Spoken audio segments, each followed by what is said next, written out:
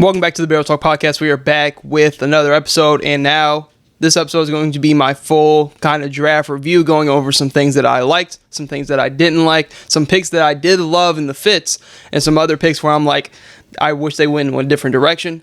But by the time I'm recording this, free agency has already started today in the afternoon. I will be doing a full kind of breakdown of free agency. I like to give the NBA free agency some time before I do a full-on video and review about it, because so many things happen in NBA offseason. When it comes to free agency, you'll have a 30-45 minute span where 15 different things happen, and then you'll go 4 hours of nothing, and then all of a sudden you wake up middle of the night, you see 2 more moves happen just overnight by the time you wake up. So in about like a week or so, next couple of days, I'll kind of gauge and see what kind of big moves happen for the NBA free agency, but I'm not really going to talk about it in this video today. I'm going to be focused specifically on the draft process, and I'll have that free agency review in about a couple of days or so when everything calms down. But going into the NBA draft, there's a lot of things that I did like. I don't really have too many things that I didn't really like. I had a couple fits where I'm like, they think they could have went somewhere else there.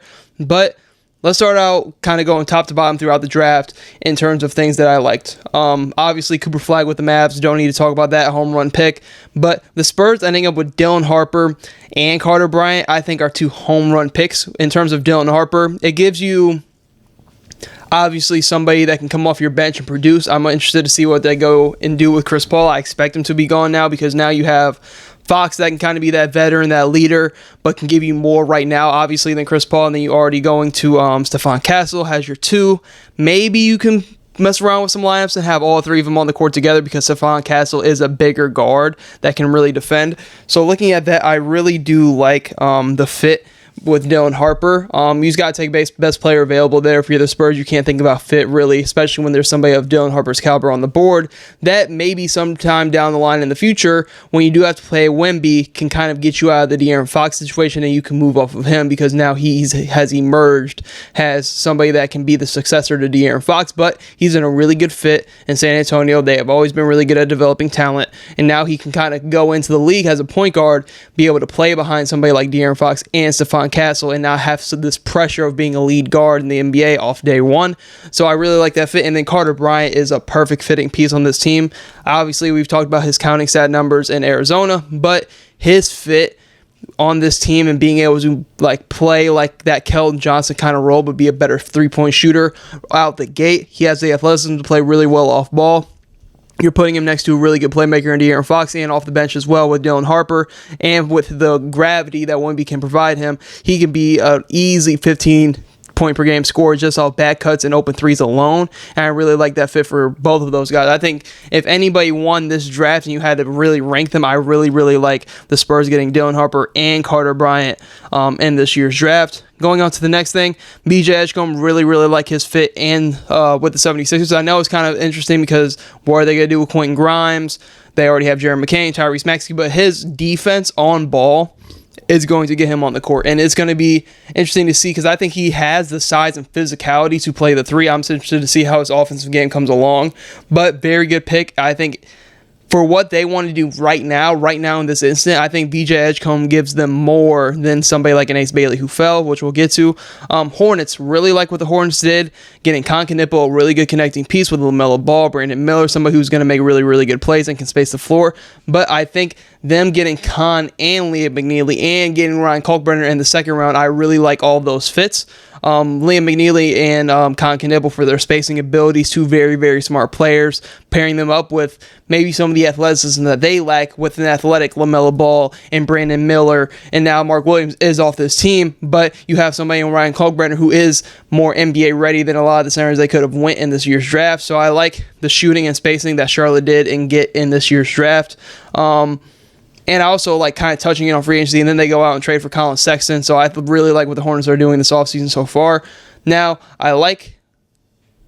before I get into my next let's talk about one of the things that I was super confused about. And Ace Bailey's team, I think, has done a poor job in managing him. So he gets drafted by the Jazz, and he's not at the media or interviews, and then he takes like 3-4 days to show up to Utah with the team. And now it seems that we haven't heard anything since. So I assume that he is fully committed and locked in. But if you're Ace Bailey representing him, Why would you not want to go to Utah? This is what makes me think that it was a purely I don't want to live in Utah kind of thing.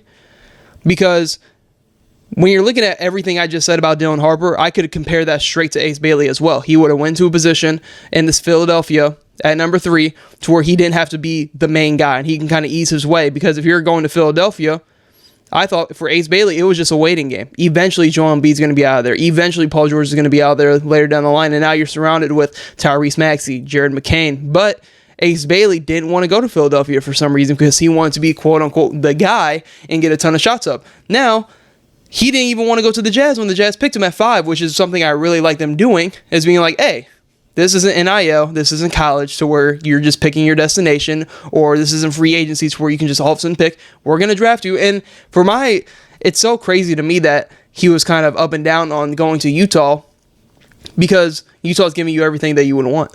He wants to be the guy. He wants to take all the shots.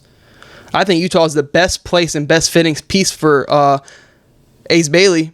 What is a better fit for Ace Bailey than Utah? They don't really have a number one guy, a go-to shot creator and scorer. Yes, they did re-up Lauri Markkanen, but they've already have rumors going around this offseason about how he could possibly get moved.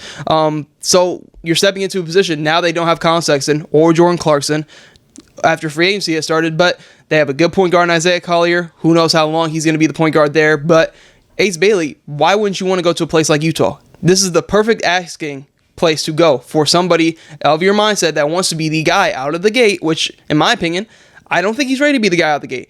I think the handle is a little way too iffy. Defensively, he's not all the way there. Yes, is he a tough shot maker? Yes, of course, but this is the NBA. So I think he would have been way better suited to go to a position like Philadelphia's where he had time to sit under Paul George. He had time to sit under Joel Embiid and Nick Nurse over there and be in a real kind of system to push him. And then he's coming in with this younger core of more talented players than what Utah has with Tyrese Maxey, Jared McCain going forward. So looking at this, Utah, yes, I think Utah is a really, really good situation under Will Hardy for Ace Bailey.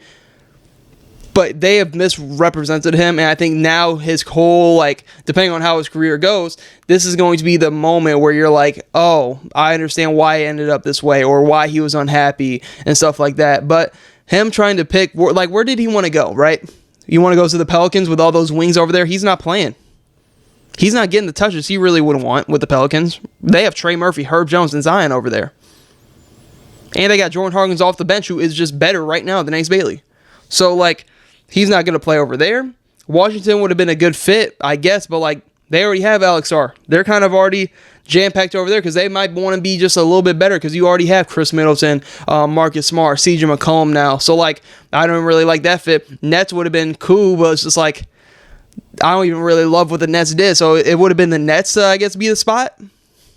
But, you're in such a better position as a player, I feel like, in Utah, because you do have a little bit of a foundation, not crazy over the Nets, but, you have Lauri Markkanen, Walker Kessler, Isaiah Collier, who's a really, really good playmaking guard. So, I didn't understand I don't know where he was trying to pick to go. I don't know, because I thought Sixers really worked well for all the same reasons I just said about Dylan Harper, but then it's he was fighting and trying to get to a certain place where I'm where did you want to go? Washington? I think Utah's a better fit than Washington, if I'm being completely honest, in terms of just a developmental kind of side of things. The Pelicans, they already have so much depth over there to where you might not even play, and get the shots you want. Brooklyn, I understand it, but Toronto, Houston, he wasn't sliding that far, but I think Utah was a great spot for him. I didn't really like his fit with Charlotte. I thought Sixers would have been a great position for him to really sit back, grow, and develop. But Utah's kind of going to throw him into the fire, and I think that's going to be a lot of eyes on him because of how this transition and draft process has gone. And I think it's going to be a lot of pressure on him out of the gate. But getting on to another, where am I at here in my notes? Pelicans. Really liked Fears and Derek Queen. The only thing I don't like is giving up next year's pick unprotected to get somebody like Derek Queen. I'm just not trading an unprotected first-round pick next year when you're in the West and it is loaded and you saw how injury-prone you were this year and you're kind of the guy you traded for last offseason is going into this year hurt with an Achilles. So I don't like them trading for the pick. Now, I do like them taking two big-time swings and two of the most skilled players in this entire draft, in Jeremiah Fears and Derek Queen. But Jeremiah Fears, interesting situation because you have DeJounte Murray and Jordan Poole now. DeJounte Murray obviously isn't going to be healthy to start the year, but I do like them taking some swings. I really, really do, because the Pelicans have a lot going on, but it could be exciting offensively. Defensively, I think they're really, really going to struggle. But because Yves Missi going into year 2, what's he going to look like? How's Derek Queen's fit next to Zion in that front court? So it's just going to be very interesting. But they have a ton of fun offensive talents over there in New Orleans, to where if they can't get it going offensively at least, then it's coaching. Because I think offensively they have some of the most talented scorers when you talk about Zion, Trey Murphy, Jordan Poole can put the ball in the basket, like Jeremiah Fears and Derek Queen are hoopers on the offensive side of the ball. Like, they have a lot going for them offensively. I'm interested to see how everything works out defensively, and then that backcourt, especially once DeJounte Murray does eventually come back. But I do like them taking some swings and some high offensive kind of guys over there in New Orleans. I've already talked about, just looking at my notes on the side here. Let's go into one of the things I didn't like. We can start out with the Nets. I was going to talk about the Bulls, but let's start out with the Nets. I did not like a single thing the Nets did in this draft. The only thing I could say I liked is Danny Wolf. Like Danny Wolf, and I like Drake Powell. Drake Powell is he's the prototypical wing with his size and length. See if the shot comes around and stays consistent, because he's going to make a lot of money in the NBA if he does get that shot consistent. Danny Wolf is a fun offensive piece because of his ability to handle and play make at his size. Interested to see if they keep Claxton around, because at this point, free agency, nothing has happened with Nick Claxton in terms of a trade. But let's talk about the two. Those are a little bit of a shining light for the Brooklyn Nets. I liked those two picks and what they have already on their team. But it's tough because I like Igor Demon. I think Nolan Traore has a spot in this league. And then I'm not the biggest Ben Serif guy, but they drafted with 5 first-round picks. They drafted 3 guys that want to do the exact same thing, and none of them can play together. In what world is Nolan Traore, Ben Serif, and Igor Demon going to be able to just play 2 out of the 3, right? Because they're all want to play make. None of them can really shoot at this point in time. I like Igor Demon because of his size and ability to play multiple positions and be out there and to be a bigger guard at 6'8", 6'9".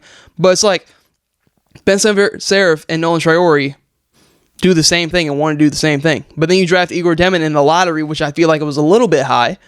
But then you go get 2 guys in the back half of the first round where you're like, don't they do the same thing that you got the guy in the lottery to do?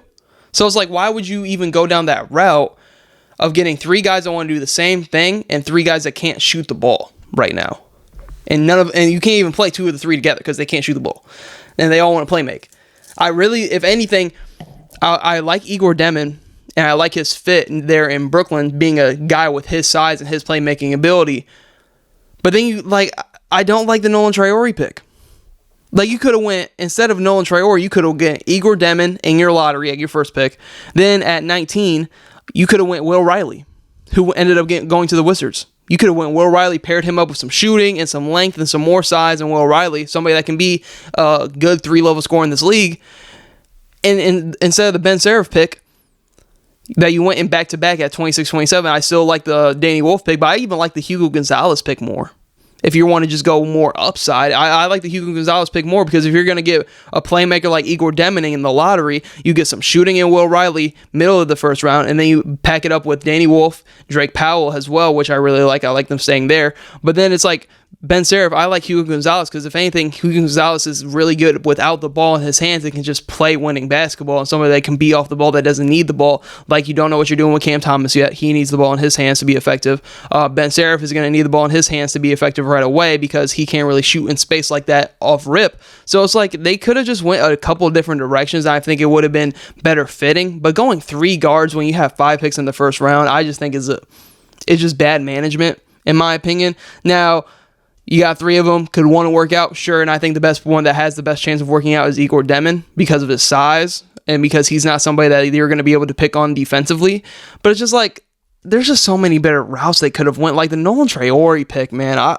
Especially with the guys still on the board. Like, even if you wanted to take a swing on Ben Serif late at that back-to-back picks, because you did end up going Danny Wolf, but it's just like Drake Powell was a good pick. I'll give him that. But it's just like Nolan Traore here. Like Will Riley would have been such a better fit off the ball in that system over there in Brooklyn because he would have given you some more spacing. But man, I just didn't really mess with what the Nets did here in the draft with 5 first-round picks. Another thing I didn't really like, kind of starting to come around to it after a couple days post-draft, Noah Essengay for the Bulls. High upside guy. Him and Montez could be a really, really fun dynamic and fit next to each other in the long haul. But I feel like you can kind of get yourself in a hole getting so many like project guys, and Montas even in itself was more of a project play last year when they drafted him. So I'm like, Noah Essengay, I see the potential, I see the fit, and the Bulls have some time to develop him, but man, like I don't know what it is. I think I would have liked a Carter Bryant a little bit more off the bat. I think Carter Bryant and Montas could have been a really, really fun dynamic going into next year. I would have loved Thomas Sorber here. I know Thomas Sorber was going to fall a little bit because of the injury, but I would have loved Thomas Sorber here, and you get off Vooch, and now you have Thomas Sorber to be kind of that big and see how he works out being kind of like a franchise center for you going forward. But like Noah Essengay is such a big time project play. Hopefully it works out for Chicago because I think basketball is better in general when the Chicago Bulls are good. So it's like, hopefully it works out for him. But I just feel like I just wished like it would have been Thomas Sorber because they just need a big. And I feel like if they would have went big here, I would have been like, oh, now they're finally going to get off the Vucevic contract and they're finally going to push him out the door and get younger at that position. But I don't know. Noah Essengay could prove out to turn me wrong. Like I said, it's a big time project play.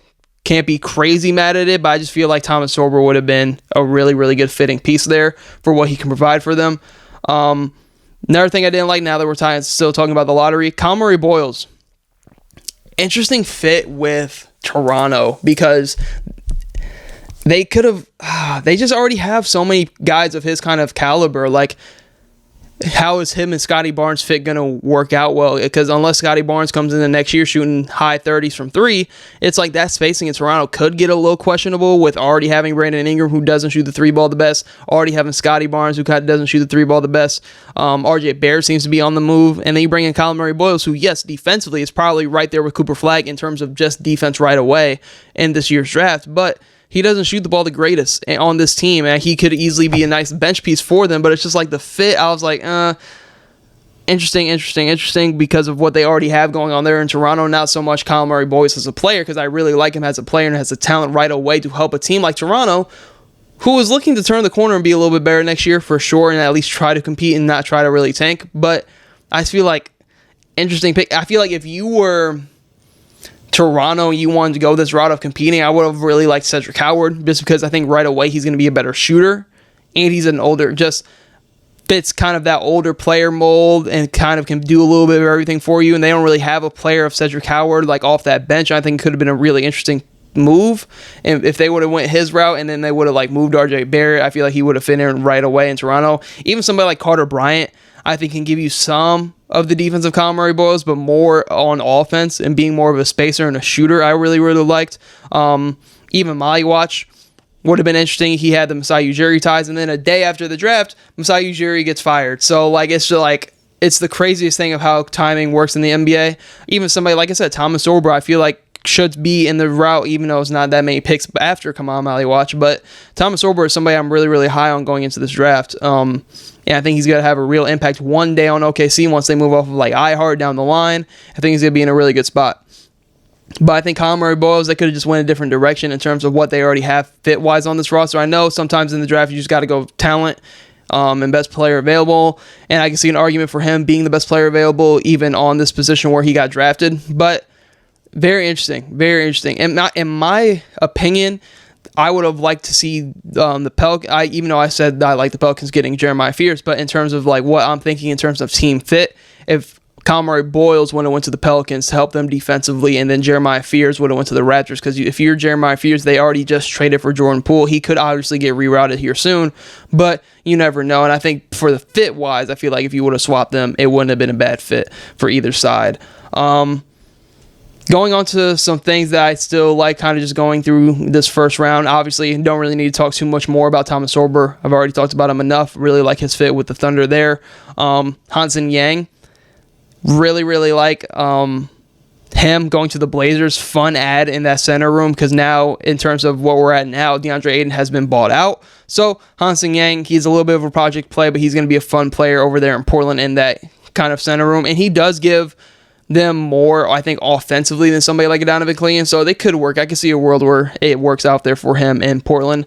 John Behringer to the Timberwolves. They get another center to add to that room as well. Some athleticism, somebody that doesn't need to be on the court right away, and more of a project play. Not mad at it there. After the Jazz go get Ace Bailey, they go get Walter Clayton Jr., add some more shooting, some more spacing. Not mad at that. I've already talked about Nolan Traore to the Nets and how I feel about that. But I feel like the steal of the draft. I'm going to say this is the steal of this year's draft. I love Kasparas Jakučonis to the Miami Heat. I think this is a really, really good place for him to really grow and develop his game. And if you're Miami, it's been a while since they've had a true playmaking guard, but he also has size along with it. So I feel like he's going to be able to fit next to a Tyler Hero, and his playmaking ability is going to make the lives of Bam Adebayo and Kelly Ware so much easier. And I feel like when we look back in time, I'm going to say it right now, I think Kasparas Jakučonis is the steal of the draft, going to Miami, a great developmental system over there. We know what they do at this point in the draft every year, between this 15 to 25 range. They always seem to find the diamonds in the rough, and I feel like they did another good job in getting Kasparas Jakučonis right here. Will Riley, already kind of talked about him earlier. Really like him going to the Wizards, some more spacing and shooting over there, and a guy that doesn't really need the ball in his hands to be successful. Hawks getting Drake Powell, really like that fit. I already talked about them. The Hawks have had a hell of an offseason. They already just have the Pelicans pick for next year, completely unprotected first rounder. Then in the back half, you get Asa Nu, who I think fell a little bit to them at 23. Now they have a ton of athleticism with Double O, Asa Nu, and he's playing in a perfect position with Trae Young, who's going to put him in easy positions to get easy dunks, easy layups. Really like that fit there of them adding some athleticism, and then also just adding the Pelicans first round pick unprotected next year, which could have a ton of value. And I really love what the Hawks just have done this offseason. I cannot wait to talk about the Atlanta Hawks once their offseason is kind of all wrapped up. Another really, really good fit. Love the Kings trading into the first round. I wish I would have saw a lot more teams do this. I think I would have liked to see the Lakers do this, the Warriors do this, teams that kind of need win now guys right now. And they went and got Nick Clifford, who I think is a really, really good fit. He's going to come off that bench and be able to produce right away in the league. And the Sacramento Kings really are in a position to where they have too much talent on their team to really tank for real, but they're not good enough to like really compete in the West. So it's a tough place to be. But I really like Nick Clifford, and I think the Kings deserve to have them talked about in a good light, because I really, really like Nick Clifford, and I'm glad that they traded into the first round to get somebody of his caliber. Looking at my notes, Jace Richardson to Orlando, really, really good fit. I think when you're looking at Jace Richardson, he's an undersized guard, but he's really smart with the ball and he can really shoot it. He needed to go somewhere like Orlando, which has a really good defensive identity and really good defensive players around him to really get the most out of his game. Not saying that he's a terrible, porous defender, but he's an undersized guard, and there are guards in this league that are 6'6", 6'7", 6'8", playing the 1 and the 2. So, going to be interesting, but his value is going to be with his shooting to Orlando. I really like his spacing ability, and now looking at some of the other moves, you brought in Desmond Bane. I think he complements Desmond Bane really, really well. He's going to be able to come off that bench to play right away, in my opinion, because I said I wasn't going to talk too much about free agency, but they did add Tyus Jones on a 1-year deal. Very interesting add as well, to where I think Jace Richardson could be the backup 2 guard for this team, because now he's playing with a bunch of different playmakers, and his shooting and spacing in Orlando specifically, I think is going to get him on the court year 1 for sure, at least a little bit, and I really like that fit, and for what he provides and what he needs around him to kind of help him be a better player. Now going to kind of the back half of the first round, talk about one of the other things that I didn't really like. Hugo Gonzalez is a tough one for me, because the Boston Celtics, they had another pick, which they traded to the Magic at the start of the second round, which was Noah Penda. So the Magic got another really, really good defender over there in Orlando as well with that pick. But Hugo Gonzalez is an interesting one, because the Boston Celtics could do no wrong this offseason. They're in a gap year. We've already seen them sell off Kristaps, Drew Holiday. So looking at what they have, they could go any direction. They could go somebody more maybe NBA ready, like a Cam Jones here, and I wouldn't have been mad. Like Liam McNeely was here, and I think he gives them more of a better fit because of his shooting ability. I know it was down at the back half of last year, but he did get hurt. But I like his fit with the Hornets anyways. But the Celtics, Hugo, interesting. He's definitely a project play, but in this gap year, kind of without Jason Tatum, and who knows what this team is looking like fully going into next year post free agency. So it's like, okay, not mad at it, because I think they can really develop and mold his game into something. But I just feel like, I just would have liked a couple other guys here. I don't know why, but I like Cam Jones in Boston. I don't know why, but I do. I think Chaz Lanier would have been an interesting add for them too in the back half of the first round, because who knows what they're going to do with Derek White. Even Ryan Kalkbrenner, I wouldn't even have been mad at the back half of the first round. Either Rasheer Fleming as well, who went in the second round. There's just a couple other guys over Hugo that I'm like, could have been better in terms of, because you're the Boston Celtics, you got to think of everything with new ownership lens, and also with like the mindset of they're trying to stay under the cap and work under the second apron as much as possible. So getting somebody like Ryan Kalkbrenner, who I feel like can replace a Luke Cornett, would have been a good fit. Rasheer Fleming and his kind of versatility and being able to shoot the ball, I think would have been great. But Hugo Gonzalez, we'll see what it turns into. I'm not saying I hate the pick, but I'm like, for Boston and what they want to do, because after this year, I feel like they're going to be trying to go back to the finals again once Jason Tatum gets back healthy, and if they keep Jaylen Brown. But like, they could mold him and turn him into something, because that's what they've lacked really, is a wing that can come off the bench and do a little bit of everything. So I really like that fit. But going in and wrapping back in before I touch on the Clippers pick is, I love everything the Suns did in this draft. I love every single bit of what the Suns did in this year's draft. I love getting Kamal Maliwatch and then pairing him up, going and trading for Mark Williams, so Kamal Maliwatch doesn't have to play right away. Getting two bigs, if you're the Phoenix Suns, I feel like is what elevated their draft for me.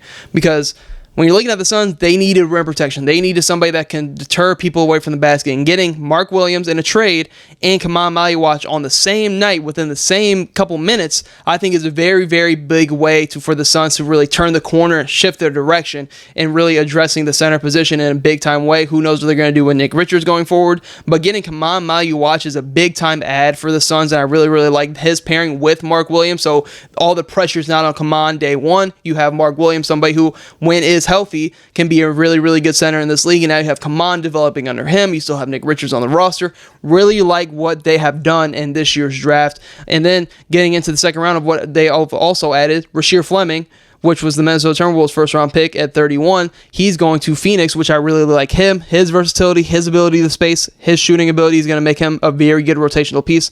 And they had also Kobe Bryant, another great add in the second round, because I feel like in the second round of drafts, you got to really look at and go for kind of specialists. Some guys that can really come in right away, because these are more older NBA-ready guys. Getting somebody like Kobe Bryant to just add some shooting, add some spacing, gives me a lot of Cam Johnson vibes. Maybe not of the caliber of somebody like Cam Johnson, has just a player, but the shooting ability, the size, the ability to play multiple positions is somebody I really, really like. So the Suns in this year's draft, I know it was a trade, adding Mark Williams, Kamal Maliwatch, Rasheer Fleming, Kobe Bryant. Like, I really love everything the Suns have done in this year's draft, because, man, I feel like they really needed to have a really, really good draft. They ended up trading for multiple second-round picks. Like, they got a lot going on for them in Phoenix. No, they traded for Jalen Green. I know it kind of, the KD era didn't work out, but I'm up on Phoenix. I really, really like what they did in this year's draft, and I'm interested to see if they have anything more up their sleeve in free agency, or if they could possibly get off Bradley Beal. Like going into the Clippers at 30, Giannis, really like his fit, and now looking at hindsight in free agency, they added Brook Lopez as well, so he's going to be there for the long haul, learning under Brook Lopez and Ivica Zubac, and who knows how long Brook Lopez is there. I think it's a 2-year contract, but he is older, so he could retire here in the next 2 years, and that could open up minutes for Giannis. Already talked about Rasheer Fleming, Ryan Kalkbrenner, like Johnny Broom to the 76ers. He was a kind of tough player to mock in terms of where he would go. I think Philadelphia is a really, really good spot, because he can just come in, play the 4, play the 5, give him some serviceable minutes off that bench. Abdul Fierro, like him to the Lakers, because they just needed somebody with a little bit more oomph, somebody with some youth, somebody that can get up and down, somebody that can play next to Bron and Luka, somebody that can just really go get it athletically, because that's the thing that killed them in the Timberwolves series. They just couldn't athletically compete with the Minnesota Timberwolves in their youth. I like Abdul Fierro and his ability to play off of Luka and LeBron and Austin Reeves. Cam Jones, love his fit to the Pacers. Really, really like them going out and addressing a need, and Tyrese Halliburton being gone, and Nembhard stepping into that role with Tyrese Halliburton being gone next year. They like to run multiple guards out there on the court, which I love. You don't really see it a whole lot. Everybody wants to go the big 3-and-D wings, but they go with a lot of guards and a lot of people that can handle. Cam Jones, somebody right away that's going to fit perfectly in the Indiana Pacers system next to TJ McConnell. He's an older guard, doesn't make a lot of mistakes. And that frantic pace that they play with, I really like the fit. Chaz Lanier to the Pistons, really solid fit for them because who knows what they're going to do with Marcus Sasser. I feel like he can come in there and really just thrive in that Detroit mentality and that identity that they're over there creating.